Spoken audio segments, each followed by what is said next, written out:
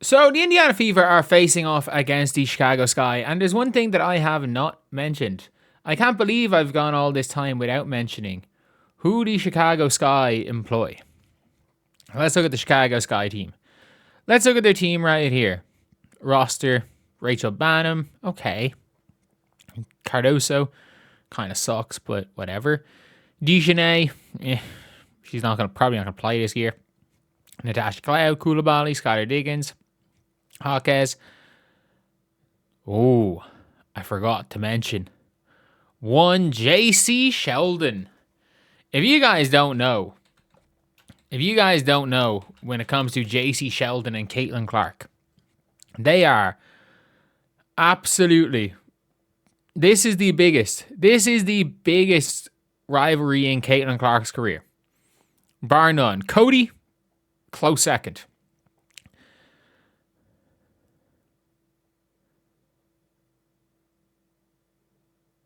This is where Caitlin had to be dragged in. She was shit talking JC Sheldon when she was dragged in by a coach last year. Caitlin and JC Sheldon despise each other, and let's not forget again the eye poke, the eye gouge from JC Sheldon. There is no way, if you watch this back, there is no fucking way this was unintentional.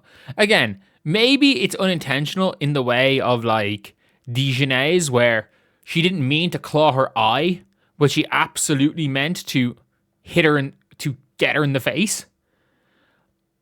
I think honestly, it could be one of those things where, yeah, maybe I'm not going to say she intentionally tried to eye gouge her, but like it's very, very hard to argue that she didn't intentionally try to get her.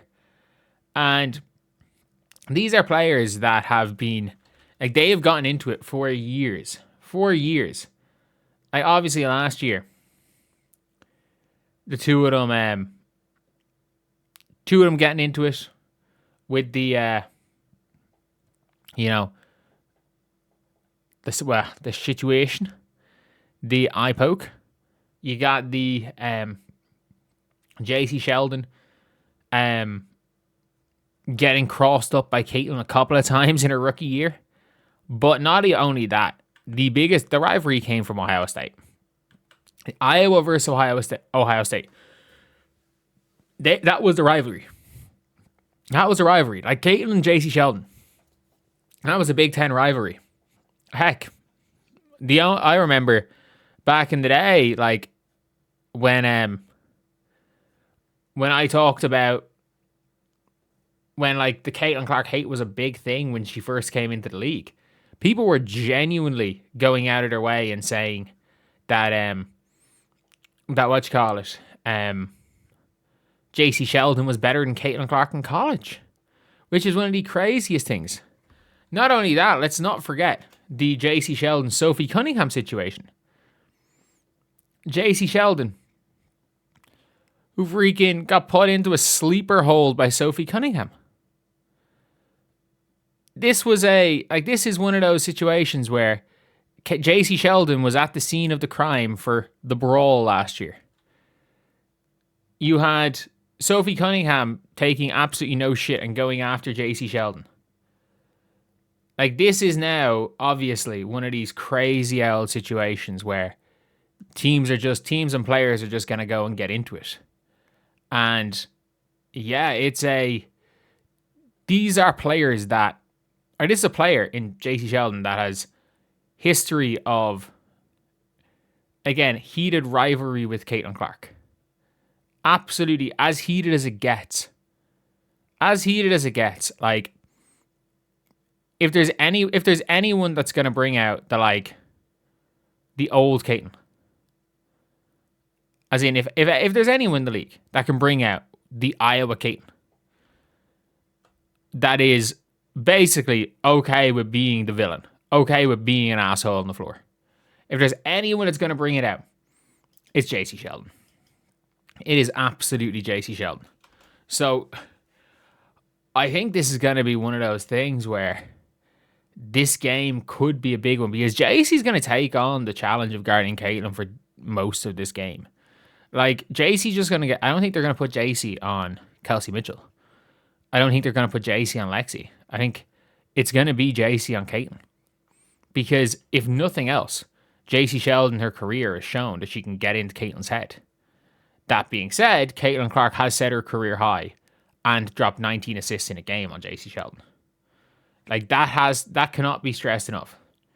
That her career high was on JC Sheldon's head.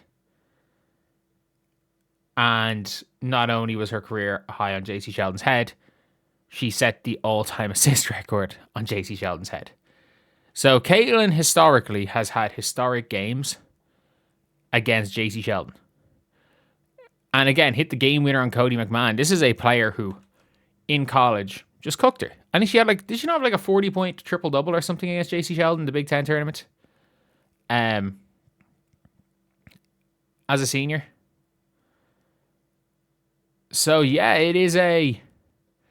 this is one of those games where I just think Caitlin Clark are going to be up for this. I think Sophie Cunningham's going to be up for this game.